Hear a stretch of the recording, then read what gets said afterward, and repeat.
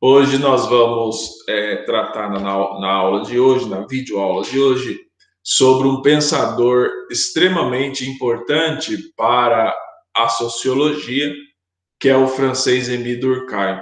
Entretanto, tendo em vista a amplitude do pensamento durkheimiano, o Durkheim ele é considerado um dos pais fundadores da sociologia. Nós vamos apenas nos concentrar numa parte do pensamento do Durkheim, que é o conceito de fatos sociais. Talvez o conceito mais importante no entendimento do pensamento durkheimiano, certo? Então, sem mais delongas, nós vamos iniciar um pouco aqui a nossa explanação falando sobre esse cidadão aí que está na foto aqui do lado direito do vídeo de vocês, que é o Émile Durkheim. O Durkheim, ele viveu na França, ele também morou na Alemanha, mas ele viveu a maior parte da sua vida na França, e entre o período de 1858 e 1917. Ele viveu em uma Europa extremamente convulsionada no sentido político, de muitas guerras. A França se envolveu nesse período histórico com a Guerra Franco-Prussiana, ele viveu a Terceira República, ele viu a França se industrializar, a França crescer enquanto nação, ampliar o seu império colonial na África, e o Durkheim viu todas essas mudanças ocorrendo no país em que ele nasceu e viveu, e ele morre em 1917, em plena Primeira Guerra Mundial, e em meio a um drama pessoal com a morte de um de seus filhos nesse conflito. Ele estudou na Alemanha na década de 1880. Ele vinha de uma família judia. Como é uma família judia, os judeus na Europa eles sofriam uma certa perseguição. Então ele vinha de uma família que era considerada uma minoria. E em 1879 a vida dele começa a mudar no sentido dos estudos. A vida do Durkheim começa a mudar quando ele é aceito na École Normale Supérieure. Até aquele momento, o Durkheim tinha tentado 3 vezes, ele estava com então 21 anos, havia tentado ingressar na École Normale Supérieure e havia sido reprovado. Na terceira vez ele consegue. E ele desenvolveu seus estudos em universidades, como eu já disse, chegou a estudar na Alemanha na década de 1880, e ele é considerado o fundador da Escola Francesa de Sociologia. Muita gente confunde com o Comte, porque o Augusto Comte ele é considerado o primeiro sociólogo, e ele é realmente o primeiro sociólogo e o fundador da primeira linha sociológica, teórica da sociologia, que é o positivismo, certo? Mas o Durkheim é o primeiro que exerceu uma cátedra na universidade, cujo nome era Sociologia. Cátedra é um cargo de professor. E isso ocorreu em 1887, quando ele se tornou docente na Universidade de Bordeaux. A partir desse momento, certo, quando o Durkheim ele assume a sua cátedra de sociologia, ele se torna um docente de sociologia, começam a surgir as suas obras mais relevantes, certo? As suas obras mais relevantes. Eu coloquei cronologicamente do lado esquerdo e direito as imagens em escada dos principais livros do Durkheim. A primeira é a divisão do trabalho social. Naquele momento histórico, um dos principais objetos de reflexão sociológica era a questão do trabalho. Nós estamos falando de uma Europa que estava em constante mudança econômica, inclusive mudança econômica no sentido de desenvolvimento tecnológico, certo? Mais tarde, 2 anos depois, ele escreve ou publica As Regras do Método Sociológico, que é um importante texto teórico e metodológico de uma forma de fazer sociologia, de uma forma de ler a sociedade. E aí ele escreve O Suicídio, em 1897. É muito interessante esse livro do Suicídio. O Durkheim utiliza dados estatísticos. É o primeiro livro de sociologia a fazer esse diálogo com a ciência estatística. A matemática, ela existe desde priscas eras, lá do tempo de Tales de Mileto, mas a estatística, ela é considerada uma ciência recente. E aí o Durkheim inaugura o uso de dados estatísticos em análises sociológicas, e o primeiro livro que ele publica com essa especificidades é o suicídio. Suicídio. E esse livro é interessante que ele teve também uma finalidade prática. O Durkheim ele escreveu esse livro com o objetivo de oferecer um subsídio aos governos franceses para coibir o suicídio. O Durkheim entendia o suicídio como algo patológico, um estado de anomia. Nós não vamos adentrar nessa área do pensamento durkheimiano. Eu só estou falando para contextualizar a obra O Suicídio. Então, O Suicídio ele foi um livro escrito pelo Durkheim, com dados estatísticos demonstrando o período em que as pessoas mais se suicidavam, o período da semana, que era no domingo, certo? Quando estavam se sentindo sozinhas, não estavam integradas ao trabalho. E aí ele solicitou medidas públicas, certo? Para integrar essas pessoas no seu período de descanso, de lazer, para que pudesse cair as taxas de suicídio. E a sua obra de maturidade, por fim, é As Formas Elementares da Vida Religiosa, em que ele analisa diferentes regras, certo? Religiosas, é um livro muito interessante, esse As Formas Elementares da Vida Religiosa, em que ele estuda comunidades ágrafas. O Durkheim não era um antropólogo, por isso que o olhar dele não vai ser como o do sobrinho dele, Marcel Mauss, não vai ser o do Malinowski, que ele viveu outro momento histórico, então ele escreveu com base em relatos, certo, de viajantes que estiveram em comunidades que ele chama de ágrafa. E aí ele vai criar a questão da solidariedade mecânica e da solidariedade orgânica. Nós também não vamos entrar nesse conceito por agora do pensamento durkheimiano. Seguinte, Durkheim ele criou uma teoria chamada de teoria funcionalista, certo? Por que ela é denominada de teoria funcionalista?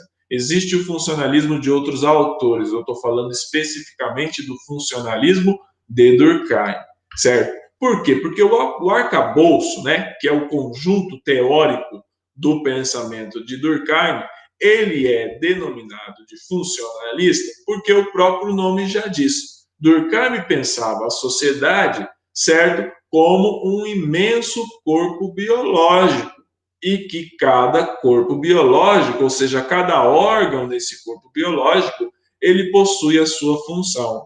Como que você entende a teoria funcionalista de Durkheim? Isso daí já sou eu que estou desenvolvendo para facilitar o entendimento de vocês.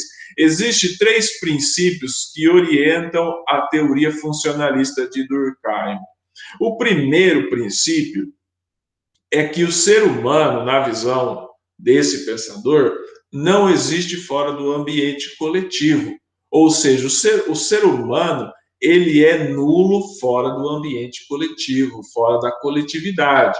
Por quê? Porque, na visão de Durkheim, e fato isso é uma realidade, o ser humano ele aprende por meio da interação com outro ser humano, por meio da imitação ou também do desenvolvimento do ensino e aprendizagem. Ou seja, os nossos valores, crenças, hábitos e cultura, eles são aprendidos no ambiente coletivo. Então, tudo aquilo que nós somos enquanto ser humano, nós somos produto do ambiente coletivo ao qual nós fomos socializados. Por isso que o ser humano ele é nulo na visão de Durkheim fora do ambiente coletivo, razão pela qual, quando o ser humano ele é excluído da sua coletividade, ele entra em estado de anomia que pode levar ao suicídio, que foi o estudo, um dos objetos de estudo do Durkheim. Esse é o primeiro princípio, a não existência do ser humano fora do ambiente coletivo. Quando ele fala do ser humano, ele não está falando do ser humano enquanto animal, ele está falando do ser humano enquanto ente social, certo? Enquanto indivíduo pertencente a uma sociedade. Mas vamos focar agora no segundo princípio. O segundo princípio da teoria funcionalista de Durkheim é que a sociedade ela funciona como um imenso corpo biológico. Vamos fazer uma analogia com o nosso corpo humano. Por exemplo, se os rins param, uma série de órgãos que depende dos rins, eu não sou biólogo, se eu cometer alguma gafe, me desculpe, uma série de órgãos que depende do bom funcionamento do rim também serão comprometidos. Por quê? Porque o Durkheim diz que cada órgão ou instituição da sociedade ela possui sua função nesse corpo biológico e esse órgão ele deve funcionar corretamente, senão ele compromete a totalidade desse corpo físico. Eu vou citar um exemplo prático para nós aqui, um exemplo simples do nosso cotidiano. Um órgão da nossa sociedade muito importante é a polícia, certo? A polícia, aqueles que combatem os bandidos, o sistema de policial. Se a polícia ela deixa de fazer a sua função, certo? Ou ela não faz sua função corretamente, ou ela deixa de fazer sua função, faz uma greve, fica um dia ou dois sem trabalhar, a sociedade, a nossa no caso, ela vai entrar numa grande desordem. Eu estou pegando um exemplo nosso, que é uma sociedade complexa, né? Entre aspas, estou falando na visão complexa, na visão funcionalista. É uma sociedade complexa em que nós temos o nosso aparelho policial como um sustentáculo da segurança. Em outras comunidades distintas da nossa, eles têm outros sistemas de punições, certo? O nosso que nós temos a polícia, nós temos o sistema de justiça. Quando um desses órgãos eles não funciona, nós entramos em quê? Em desequilíbrio. Então ele dizia o seguinte, que nós temos que entrar em equilíbrio, certo? Quando cada órgão ele funciona. Então esse é o segundo princípio da teoria funcionalista de Durkheim. E o terceiro princípio, talvez o mais importante deles para entender o pensamento durkheimiano, da teoria funcionalista, e que está no livro As Regras do Método Sociológico, é que as relações humanas elas só podem ser explicadas pelos fatos sociais. Vamos nos atentar ao conceito de fatos sociais agora. Para o Durkheim, os fatos sociais, eles são coisas. Como assim? Como que nós vamos entender? Fato social, na visão de Durkheim, como Durkheim já disse que o ser humano fora da coletividade ele não existe, ele é nulo, os fatos sociais serão formas coletivas de agir, pensar e sentir, que são exteriores aos indivíduos, ou seja, não é interno, é externo, são generalizantes, porque estão acesso a todos os indivíduos de uma determinada comunidade ou de um determinado grupo, e exercem coerção sobre esses indivíduos, ainda que eles não percebam. Ou seja, os fatos sociais, na visão de Durkheim, essas formas coletivas de agir, pensar e sentir, possuem três características básicas: exterioridade, generalidade, coercitividade. Vamos supor, vamos pegar um fato social. Aqui eu coloquei dois exemplos de fatos sociais, que é o casamento e o primeiro emprego, certo? O fato social casamento, ele é um fato social extremamente conhecido na nossa sociedade, na nossa cultura. Por quê? Porque o casamento, ele é, de certa forma, uma forma, sendo já redundante, forma coletiva de agir, pensar e sentir, certo? E ele é exterior, você não casa com você mesmo, você casa com uma pessoa, essa pessoa reúne as famílias, ainda que seja um casamento restrito, né? Você casa no coletivo, você não casa no âmbito individual. E aqueles em que fazem parte de uma comunidade religiosa, mais ainda, porque é o coletivo de uma comunidade religiosa.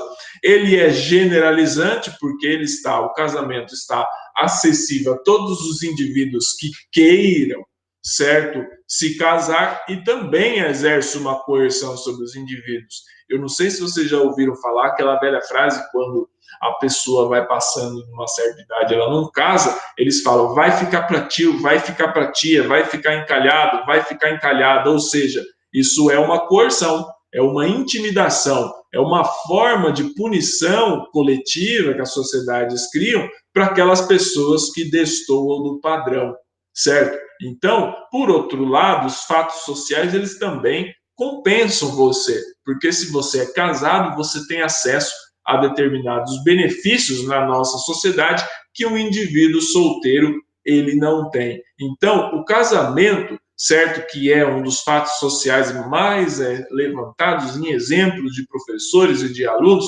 ele é um fato social porque ele tem exterioridade, generalidade e coercitividade, que são as três características desses fatos sociais.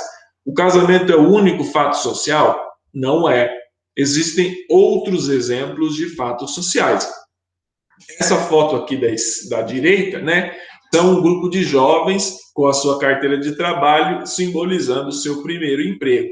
O primeiro emprego, ele é, além de ser um rito de passagem, né, no sentido antropológico, em que você adentra oficialmente no mercado de trabalho como um adulto, para muitos a carteira de trabalho ela serve como passaporte para a vida adulta, de você fazer o que você quiser, mas também com as responsabilidades dos boletos que tem que pagar. O primeiro emprego, ele é, de certa forma, um fato social, certo? Ele é exterior, né? Voltando aqui o slide, ele é exterior, certo? Você procura o emprego, você trabalha no âmbito coletivo, ainda que você trabalhe em casa, você trabalha no âmbito coletivo. O professor, nessa pandemia, trabalhou em casa, mas ele não trabalhou para ele trabalhou, certo, para os alunos.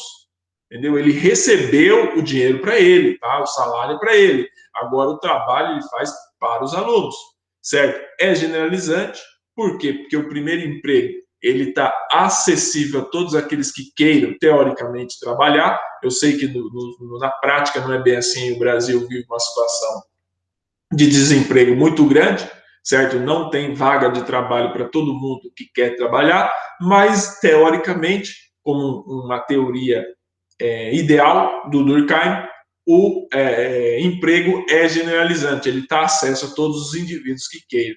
E ele também é coercitivo. Por quê? Porque a maioria das pessoas recorrem ao mercado de trabalho porque elas precisam ganhar dinheiro para poder comer, certo? Ele é coercitivo. Muitas vezes a pessoa que não trabalha ou não quer trabalhar, ela é taxada de vagabunda. Ou seja, é uma forma de você intimidar a pessoa. As sociedades, alunos, elas criam formas de regulação, certo? Elas criam forma como ela vai se regular no âmbito da sociedade, ou seja, ela cria regras que regulam o comportamento das pessoas, ainda que essas regras não sejam, no sentido ali do Foucault, punitivas, certo? Mas elas criam. Então, também exerce uma coerção, porque o fato de você não ter um emprego, seja porque você quer, ou seja porque você não consegue, te prejudica no âmbito da sociedade. Então, os fatos sociais, eles são exteriores, generalizantes e também são coercitivos. São formas coletivas de agir, pensar e sentir. Esses são os fatos sociais.